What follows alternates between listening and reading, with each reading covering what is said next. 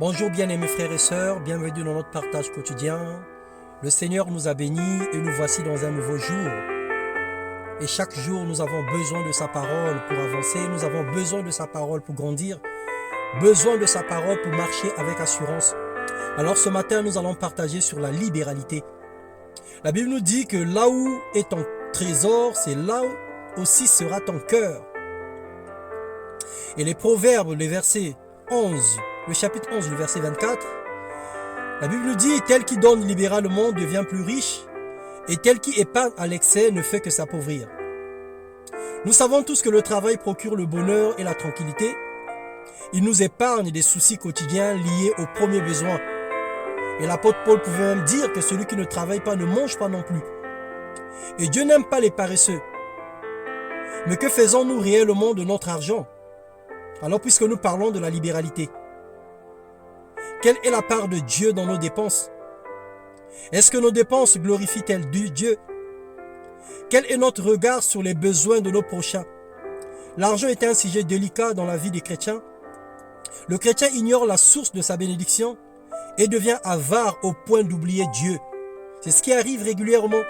Nous nous enfonçons tellement dans nos besoins particuliers, nous enfonçons tellement dans notre vie professionnelle que nous oublions même celui qui nous a donné le travail.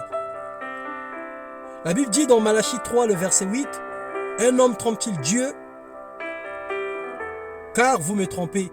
Et vous dites, en quoi t'avons-nous trompé? Dans les dîmes et les offrandes. » Alors Dieu est la source de toute grâce. Nous donnons à Dieu parce qu'il nous a donné en premier. En réalité, nous lui remettons simplement le capital de notre investissement. Ne pas donner à Dieu, c'est manger son capital financier. Ce que tu donnes à Dieu est une sémence que tu restitues à Dieu pour le futur, pour la future moisson. Alors la Bible dit, mettez-moi la sorte à l'épreuve, dit l'Éternel des armées, et vous verrez si je n'ouvre pas pour vous les écluses des cieux et si je ne répands pas sur vous la bénédiction en abondance. Malachie 3,10.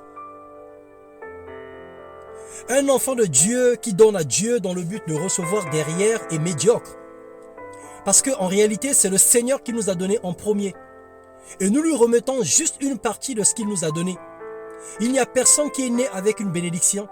Il n'y a personne qui est né avec une richesse. Mais tout ce que nous avons, nous l'obtenons de Dieu. Et c'est dans son amour qu'il nous donne. C'est dans son amour qu'il nous confie les richesses. Et nous, par reconnaissance, nous lui présentons le fruit de notre travail. Nous disons, Père, voici ce que tu m'as donné. Et voilà ce que j'ai produit.